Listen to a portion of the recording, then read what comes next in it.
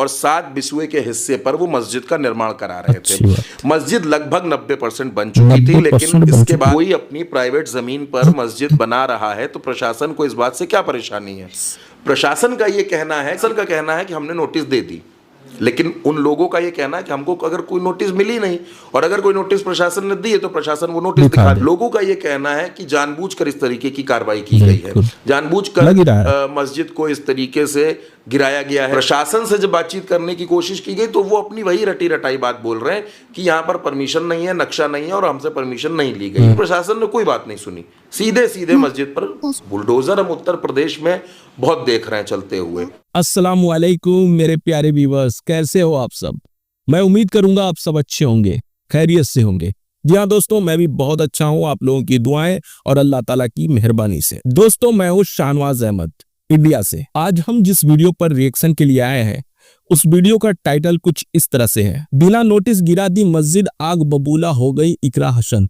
दोस्तों, आप लोगों को तो पता ही होगा, ये सिलसिला आज से नहीं बल्कि 2014 से शुरू है। 2014 से ही जो है इस तरह के हरकतें देखने को मिल रही है प्रशासन द्वारा। किसी भी मस्जिद को अवैध बता देना, किसी भी मदरसे को अवैध बता देना, किसी भी मजार को अवैध बता देना, ये तो एक फैशन सा बन गया है। ये कोई शॉकिंग बात नहीं है दोस्तों, ये कोई चौंकाने वाली बात नहीं है। अब उस मस्जिद को प्रशासन द्वारा किस वजह से गिराया गया है, ये तो वो वीडियो देखने के बाद ही पता चलेगा। मगर जनरल तौर पर ये देखा जा रहा है 2014 से इस तरह के कारनामे को अंजाम दिया जा रहा है। और खास तौर पर मैं समझता हूं, जहां तक ये जो कुछ हो रहा है ना, वो मुसलमानों के साथ नहीं हो रहा है, ये पूरे हिंदुस्तान के साथ हो रहा है। आपको देखने में, समाज को देखने में, दुनिया को देखने में ये लग रहा है कि मुसलमानों के साथ हो रहा है, क्योंकि फ्रंट पर मुसलमानों को रखा जा रहा है। अभी आप लोगों ने सुना होगा, कुछ दिन पहले का ये वाकया है कि महाराष्ट्र के अंदर कोई जैन मंदिर आ रहा था, उसे भी किसी तरह से लीगल अनलीगल बताकर उस मंदिर को भी जो है, वहां भी बीजेपी की गवर्नमेंट है,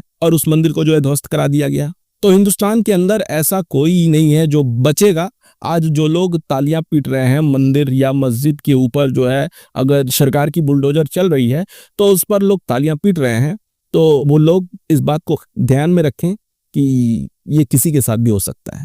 आप लोग को हम बता दें कि ये तो बाबा साहब भीमराव अम्बेडकर जी का जो है लिखा हुआ एक संविधान है, इसका उपयोग या दुरुपयोग दोनों हो सकता है और हो रहा है। आइए पहले हम ये वीडियो को देख लेते हैं। हाँ, एक रिक्वेस्ट हम आप लोगों से करना चाहेंगे, अगर आप लोगों को ये वीडियो पसंद आए तो लाइक, शेयर, कमेंट जरूर कीजिए, हमें सपोर्ट कीजिए, चैनल को सब्सक्राइब करके बेल आइकन प्रेस कर दीजिए। आइए वीडियो शुरू करते हैं। नमस्कार, आप देख रहे हैं भारत एक सोच। सहारनपुर में एक मस्जिद गिरा दी गई। मस्जिद गिराने के बाद सांसद इकरा हसन भड़क गई। वहां पे मौजूद सभी लोगों को लेकर वो डीएम के पास गई और उनसे सवाल किया कि प्राइवेट जमीन होने के बाद भी मस्जिद को क्यों गिरा दिया गया। अब इस विषय पे चर्चा करने के लिए हमारे साथ चंद्रकांत जी मौजूद हैं। चंद्रकांत जी, सहारनपुर की मस्जिद गिरा दी गई है तो और इकरा हसन इस पर भड़क गई हैं, सभी लोग डीएम के ऑफिस गए हैं। तो देखिए, सबसे बड़ी बात तो इसमें यह है कि सहारनपुर के भोजपुर गांव में ये मस्जिद बन रही थी। भोजपुर गांव में 3 भाई थे, उनके पास अपनी जमीन थी। उन तीनों भाइयों ने अपनी जमीन में से 7 बिस्वे का एक हिस्सा निकाला और 7 बिस्वे के हिस्से पर वो मस्जिद का निर्माण करा रहे थे। मस्जिद लगभग 90% बन चुकी थी, लेकिन इसके बाद वहां बुलडोजर आता है, जिसकी तस्वीरें आप देख रहे हैं किस तरीके से वहां बुलडोजर पहुंचा और बुलडोजर ने वहां पर कार्रवाई की और ये मस्जिद वहां पर गिरा दी गई। अब इन लोगों का ये कहना है कि हमारे साथ अन्याय हो रहा है, क्योंकि प्रशासन ने हमारी जमीन पर बन रही मस्जिद को गिरा दिया। प्रशासन का यह कहना है कि इन लोगों ने परमिशन नहीं ली थी, मस्जिद का नक्शा पास नहीं कराया था, इस वजह से ये कार्रवाई की गई।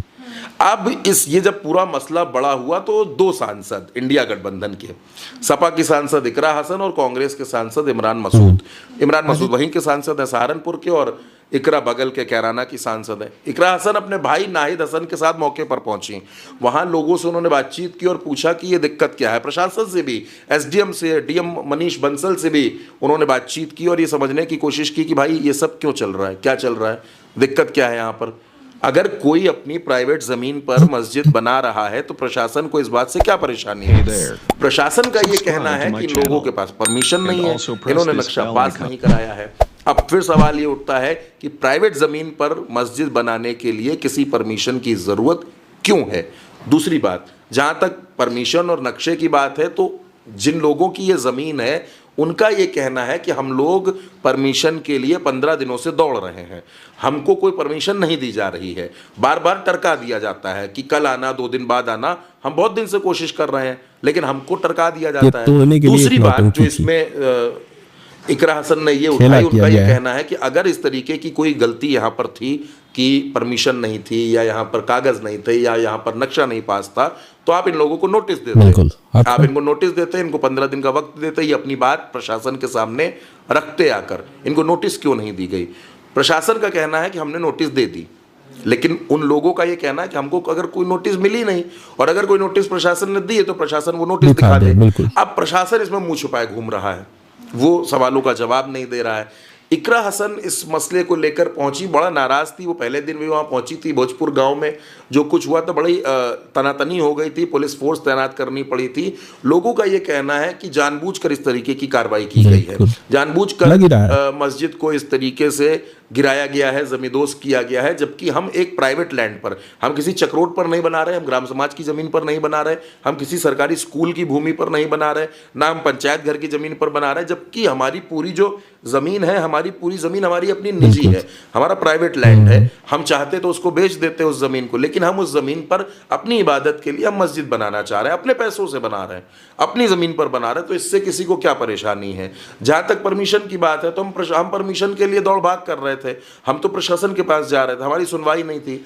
तो इकरा हसन इस पूरे मसले पर एसडीएम से भी मिली और डीएम से भी जाकर उन्होंने मुलाकात की, इस मसले का हल निकालने की कोशिश की जा रही है, लेकिन अब तो मस्जिद गिरा दी गई है, जो नुकसान होने थे वो नुकसान हो चुके हैं। अब इन लोगों का कहना है कि हमारे साथ अन्याय किया गया है। प्रशासन से जब बातचीत करने की कोशिश की गई तो वो अपनी वही रटी रटाई बात बोल रहे हैं कि यहाँ पर परमिशन नहीं है, नक्शा नहीं है और हमसे परमिशन नहीं ली गई, हमने तो नोटिस दे दी थी। अब सही कौन है? देखिए, अगर इन लोगों के आरोपों में सच्चाई है, जो स्थानीय लोग लगा रहे हैं, जिनकी ज़मीन है, तो ये बेहद गंभीर मसला है। अगर प्रशासन ये कह रहा है कि हमने नोटिस दी थी और उसके बावजूद ऐसा हुआ, तो प्रशासन को इन लोगों को वक्त देना चाहिए था कि आपको 1 महीना देते हैं, आप अपने कागज वगैरह कंप्लीट कर लें, उसके बाद आप निर्माण कार्य कराएं, तब तक कोई निर्माण कार्य ना करें। तो ये बात तो ठीक है, समझ में आती है, लेकिन प्रशासन ने कोई बात नहीं सुनी, सीधे सीधे मस्जिद पर बुलडोजर हम उत्तर प्रदेश में बहुत देख रहे हैं चलते हुए, तो वहाँ भी चल रहा है। धार्मिक स्थलों पर जब चलता है तो लोगों की आस्था आहत होती है, इसमें कोई बड़ी बात नहीं है। अगर किसी के मस्जिद पर, मंदिर पर, गुरुद्वारे पर, चर्च पर इस तरीके की कार्रवाइयाँ होंगी तो ये उस इंसान की आस्था को चोट पहुँचाती हैं। लेकिन जब ये लोग इस बात को बार बार कह रहे हैं कि हम देखिए परमिशन के लिए हम लड़ाई लड़ रहे थे, हमारी बात नहीं सुनी गई और अब सीधे सीधे मस्जिद गिरा दी गई, तो ये तो एक तरीके से ठीक बात नहीं है। अब इकरा हसन हो या इमरान मसूद हो, वो सब इस मसले पर ये कह रहे हैं कि प्रशासन गलत कर रहा है। फिलहाल अब इसमें आगे क्या होगा, हो सकता है कि प्रशासन वार्ता करे, बातचीत करे लोगों के साथ, बीच का रास्ता निकालने की कोशिश की जाए। बीच का रास्ता यही होगा कि परमिशन दे दी जाए और नक्शा पास कराया जाए, उसके बाद निर्माण कार्य शुरू करे, क्योंकि इसमें कोई मुआवजा प्रशासन दे देगा ऐसा नहीं है। हाँ, ये ज़रूर हो सकता है कि जिन लोगों की ये ज़मीन है, जिनकी ये मस्जिद है, अगर वो कोर्ट जाते हैं तो उसके बाद इसमें आगे भी कई कार्रवाई देखने को मिल सकती हैं। फिलहाल इसमें इकरा हसन पूरी सक्रियता के साथ लगी हैं, इलाके के लोगों के साथ खड़ी हैं और वो ये कह रही हैं कि हम इस मसले पर पूरी तरीके से न्याय पाने की आखिरी हद तक हम लड़ाई लड़ेंगे। और क्योंकि इकरा हसन वहाँ की जिम्मेदार नेता हैं पश्चिमी उत्तर प्रदेश की, और पश्चिमी उत्तर प्रदेश के बहुत से लोगों को इकरा हसन से उम्मीदें रहती हैं। तो अब ये देखना होगा कि क्या कुछ वहाँ पर होता है और किस तरीके से इस मसले पर आगे प्रोसेस होता है। सहारनपुर की मस्जिद गिरा दी गई, अब इसी पे लोग भड़के हुए हैं और सरकार से सवाल करें, बल्कि सरकार ने चुप्पी साध ली। अब देखिए इस पे आगे क्या होता है। फिलहाल के लिए इतना ही। मैं इति सिंह राठौर और आप देख रहे हैं भारत एक सोच। क्या लगता है आपको, इस मस्जिद को गिराने के लिए जो है वो पुलिस वाले जिम्मेदार हैं? प्रेजेंट जगह पर खड़े रहने वाले जो अधिकारी थे, जो कर्मचारी थे, जो बुलडोजर चालक था, जो जिम्मेदार अधिकारी खड़ा था, वो जिम्मेदार होगा? या जो आदेश देकर भेजा हुआ था डीएम, एसडीएम, कलेक्टर, चाहे जो भी हो, क्या वो लोग जिम्मेदार होंगे? नहीं। पूरे उत्तर प्रदेश के हर जिले में इस तरह के माइंड के लोगों को बैठाया गया है। उत्तर प्रदेश के अंदर जब से ये सरकार आई हुई है, उसी वक्त से हर जिले में, हर विधानसभा में इस तरह के माइंड के लोगों को सेट कर दिया गया है, ताकि समय समय पर इस तरह की हरकतें की जाए और जिससे कि प्रशासन के कारनामे को मीडिया में हाईलाइट किया जाए और इससे जो है सरकार की इमेज उन लोगों के नजरों में हमेशा ऊंचा बना रहे। जरा सोच कर देखिए, अपनी जमीन पर निर्माण कर रहे मस्जिद को बुलडोजर को ले जाकर गिरा दिया जाता है, उसे जमींदोज कर दिया जाता है, उसे तोड़ दिया जाता है। और प्रशासन कह रही है कि इस निर्माणाधीन जो मस्जिद थी इसकी जो है परमिशन नहीं ली गई थी, इसका नक्शा पास नहीं कराया गया था। जरा सोच कर देखिए। चलिए, वैसे भी गांव ग्राम में जो है पूरे उत्तर प्रदेश या इंडिया के अंदर जो है गांव ग्राम में जो है कहाँ कौन सा नक्शा पास कराया जाता है, किस चीज का नक्शा पास कराया जाता है, ग्रामीण एरिया में किस तरह का नक्शा पास कराया जाता है। कोई मकान बनाता है, नक्शा पास कराता है, कोई मस्जिद बनाता है, नक्शा पास कराता है, कोई मंदिर बनाता है, नक्शा पास कराता है। ग्रामीण एरिया में कौन सा नक्शा पास होता है? चलो, अगर ऐसा कुछ था भी तो आप जो है ग्रामीणों को नोटिस दिए होते, जो उस मस्जिद को बनवा रहे हैं, जो जिम्मेदार हैं उनको नोटिस दिए होते। जिम्मेदार लोग यहाँ तक कह रहे हैं कि हमें कोई नोटिस नहीं दी गई और प्रशासन कह रही है कि नोटिस दी गई थी। चलो, नोटिस दी गई थी तो उस नोटिस को दिखा दो, उस पर भी प्रशासन ने चुप्पी साध लिया। तो इस तरह की हरकतें करके दुनिया को, जमाना को ये बताया जाता है कि देखो, ये हिंदू हितैषी सरकार है, मुस्लिमों के खिलाफ इस तरह से काम किया जाता है। वीडियो में आप लोगों ने देखा कि भैया बता रहे थे, जो ये इंटरव्यू जिन भैया का हो रहा था, वो भैया बता रहे थे कि 90% तकरीबन मस्जिद बन चुकी थी और बुलडोजर से उस पूरे मस्जिद को जो जमींदोज कर दिया जाता है। कौन करेगा उसका भरपाई? तो मैं तो इस वीडियो के माध्यम से माननीय इकरा हसन जी को, माननीय नाहिद हसन जी को, माननीय इमरान मसूद जी को मैं ये कहना चाहूंगा कि बड़ी मेहरबानी होगी आप लोगों की, इस मामले को सिर्फ और सिर्फ आप बातचीत के समझौते से नहीं, इसे कोर्ट में लेकर जाए और कोर्ट में इस मामले को जो है लड़े।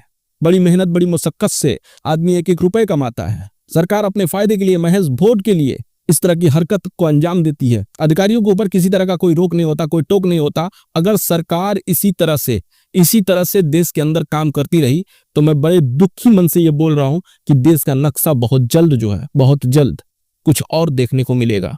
जिस तरह की सरकार हरकतें कर रही है। खैर, इस वीडियो पर आप लोगों की क्या राय है हमें कमेंट्स बॉक्स में जरूर बताएं। वीडियो पसंद आई हो तो लाइक करें, शेयर करें, कमेंट्स में अपनी प्यारी सी राय जरूर दें। हमें सपोर्ट करें, चैनल को सब्सक्राइब करके बेल आइकन प्रेस कर दें। चलें, इजाजत दीजिए, फिर मिलेंगे इसी तरह की बेहतरीन सी वीडियो के साथ। तब तक आप अपना ढेर सारा ख्याल रखें। अल्लाह हाफिज।